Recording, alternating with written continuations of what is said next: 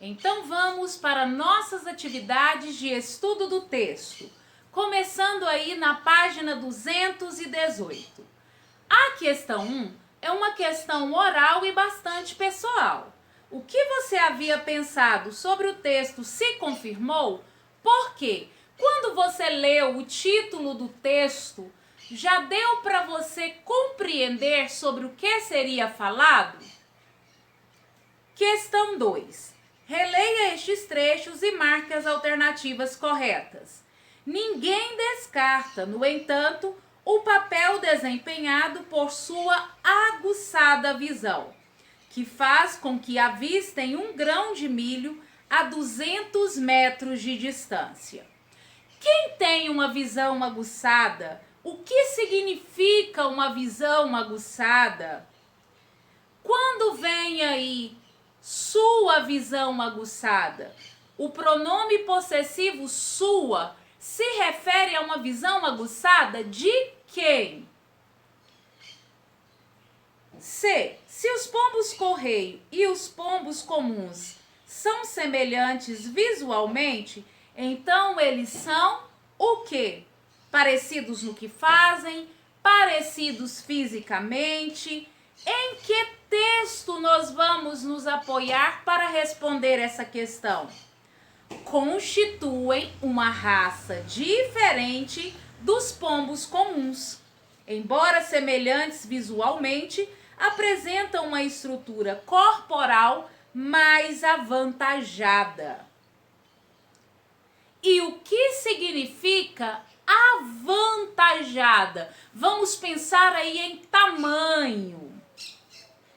Embora o mistério não esteja decifrado, um fato é inegável. Os pombos-correios são aves singulares. Esses singulares aqui vêm no sentido de dizer aves que são únicas, aves que são diferenciadas, ou seja, aves especiais. Na questão 3, é para vocês pesquisarem aí, relerem o texto e verem quais são as palavras desconhecidas. Então, a partir daí, procurar o significado no dicionário. Na questão 4, é para copiar o título do texto.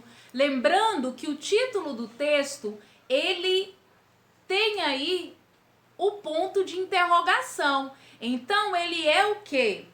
Ele traz aí uma afirmação, uma exclamação ou uma pergunta? Quando o autor usa uma pergunta como título do texto, ele tem a intenção de chamar a atenção de um público leitor. Por quê? Porque vai despertar a curiosidade das pessoas. O título está de acordo com o assunto do texto? Porque nós podemos perceber que o texto ele vem respondendo sim à pergunta que é realizada lá no título. Por quê?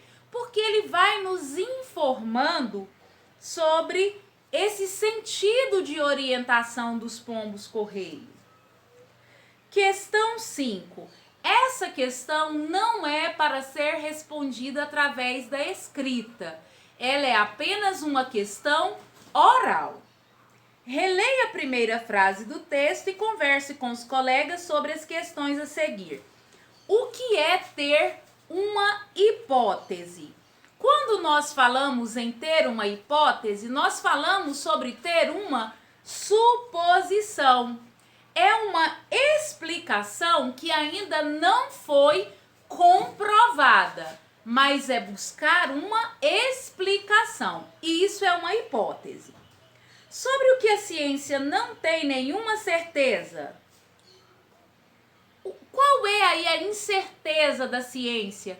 É de como os pombos-correio se orientam, como de fato eles se orientam.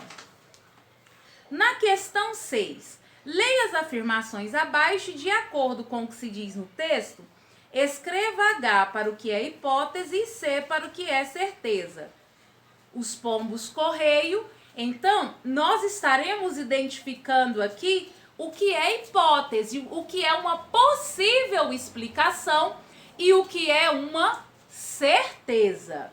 Então, vamos lá. Orientam-se no espaço porque tem um acúmulo de átomos de ferro no cérebro, que funciona como uma bússola. Será que isso é uma certeza? Ou será que é uma explicação que ainda não foi comprovada? Só conhecem o caminho de volta para casa. Isso daí é uma certeza apresentada no texto. Herdaram um senso de orientação das aves migratórias. Será que isso é certeza? Orientam-se pela posição do Sol, da Lua e das constelações. Isso aí é uma possível explicação. Então, é certeza? Sabem para onde voar por causa de sua visão aguçada. Será que isso é certeza ou é uma explicação sugerida, dada, buscada a partir da visão aguçada que essas aves apresentam? Então, na questão 7 aí, nós vamos marcar a função do texto lido. Bom, qual é a função desse texto? Primeiro, nós temos que pensar que esse texto é para chegar a um público leitor. E o que deseja levar a esse público leitor? Deseja levar informações sobre o sentido de orientação dos pombos-correio, porque é esse o assunto que vem sendo tratado no texto. E para quem esse texto foi escrito? Nós podemos perceber que não foi para os cientistas que são especialistas em aves.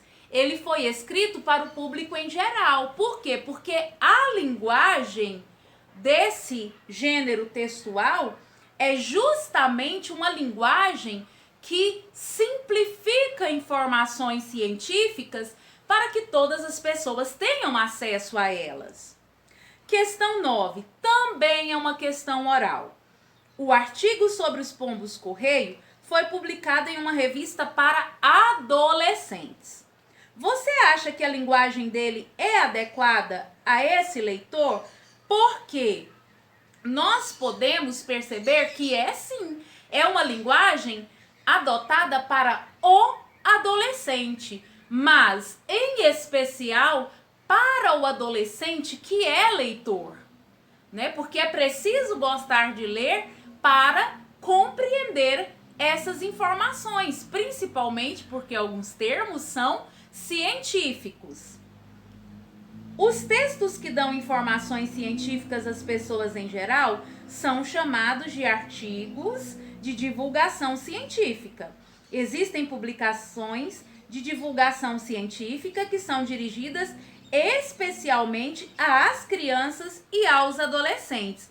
Então, o que nós podemos pensar sobre esse texto? Ele é dirigido aos adolescentes. Se nós formos pesquisar um texto científico dirigido às crianças, a linguagem dele será mais simplificada. Por quê? Para facilitar a compreensão da criança. Questão 10. Observe neste trecho os sinais destacados em verde, que são as aspas. A explicação mais provável indica que essas aves têm um acúmulo de átomos de ferro no cérebro, que funciona como uma bússola natural, afirma o zoólogo Luiz Otávio Marcondes Machado, especialista em ornitologia da Universidade Estadual de Campinas, Unicamp.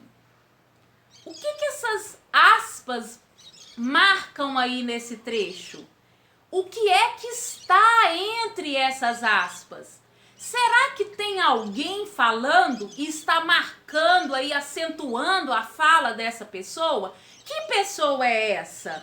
Né? O que nós podemos perceber? Que é a fala de um especialista, é um zoólogo. Por que ele foi entrevistado?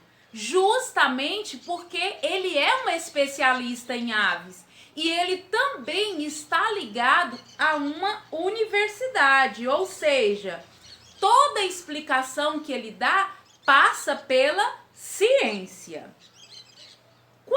diz assim, ó, essas aves. Que aves são essas? Está falando aqui de quais aves? O assunto do texto é sobre os pombos-correio.